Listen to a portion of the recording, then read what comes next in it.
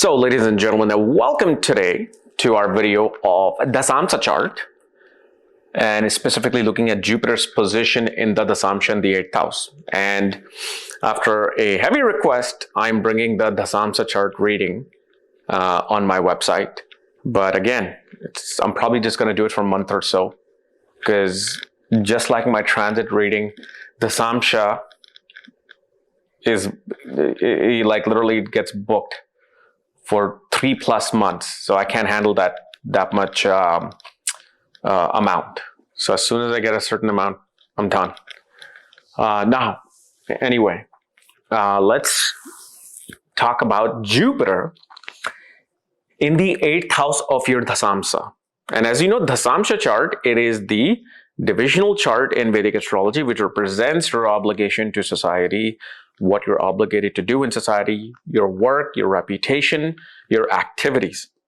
So even if you're unemployed, because somebody asked me this question, like, okay, what if you're unemployed, you're a housewife, you're not working at all? Will Dashamsha ever apply to you? Absolutely, it applies to you. It shows that when you get out of your house, okay, and even the person who does not work, they get out of the house, they interact with the world somehow, some way.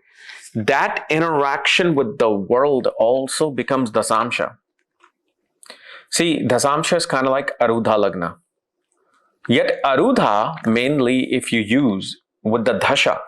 So whatever Dasha is running, look at where that planet is placed from the Arudha Lagna. That's the results you're really getting, because that particular planet is dominantly active in that particular section. You know, and you can obviously say exactly what a person's exterior self and image is in the world. But Dashamsha can represents day-to-day activity. So even if you're unemployed, but when you outside of your home, okay, and communicating with that cashier, communicating with that bank teller, it'll show how that communication will be from the 3rd house of the Dashamsha. Sometimes even more than the birth chart. So here we're discussing Jupiter in the 8th house of the Dashamsha. So 8th house in the Dashamsha represents obviously secret information at the work, confidential information, classified information. It represents scandals at work. It can even represent affairs at work. It represents dealing with the world of assets, wills and estates, insurance related to work. Like usually 8th house will be very strongly placed for people who are in industries like insurance, inheritance, wills and estates, loans, mortgage loans, banking loans, okay? Or people who are in work of research, research-based work, even occultic work. And this is where Jupiter actually comes into play. See, Jupiter does magnificent when it's taking a person either in fields of research, secrets, hidden knowledge like occult and mysticism, or dealing with other people's assets and banking. This is where Jupiter will shine. So as much as people, because I always get this, like even in my career consultation, my Jupiter's in the 8th house in Dashamsha. Does that mean I will never have wealth? And that's why it's important to know just a basic essence of astrology. Okay? Like this position of Jupiter in the 8th and Saturn debilitated in the Dashamsha are the two most asked questions, and especially out of fear. And I always have to tell those people that some of the most successful people that I've done readings for, especially in Silicon Valley, or somebody, let's say, Mumbai, multi-crore, like manufacturing business, I've seen debilitated Saturn in the Dashamsha. So that should tell you nothing in terms of you being fearful.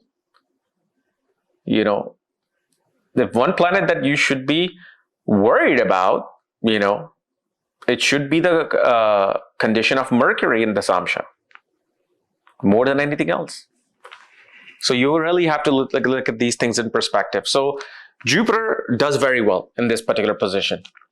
And especially one thing that will frustrate this person is the frustration of finding guidance in one's career. The guidance is always hidden. The guidance is always working in a very mysterious way. You don't get to easily find a mentor, guru, or a teacher in your pursuit of your professional work and professional happiness.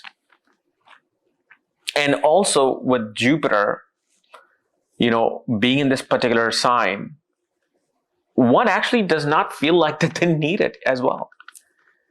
These are those individuals who feel like, hey, I'm going to achieve everything on my own. I'll learn everything on my own. I'll read books. So it's not like they're missing it. They actually feel like they don't need it or require it. And also with this Jupiter, one thing you will see is that whenever your promotion has come in, whenever some windfall of money has come in, it has come out of surprise.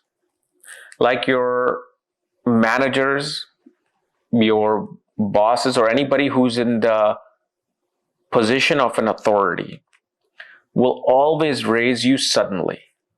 Instead of you expecting, my money should be growing now because this particular time is coming. It can always throw you off. It will throw you off. That I didn't get it when I really wanted to. Now suddenly out of the blues, I'm walking in on Tuesday in my corporation, and then here I'm getting a promotion.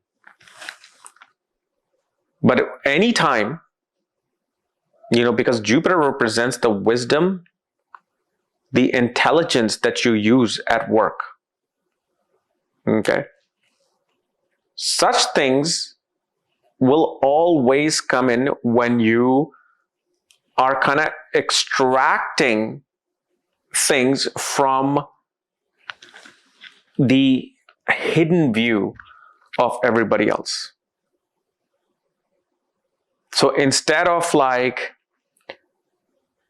people knowing in your work that, wow, this person, or not wow, it's just that, oh yeah, this is their work mentor, or they have learned this thing from this person.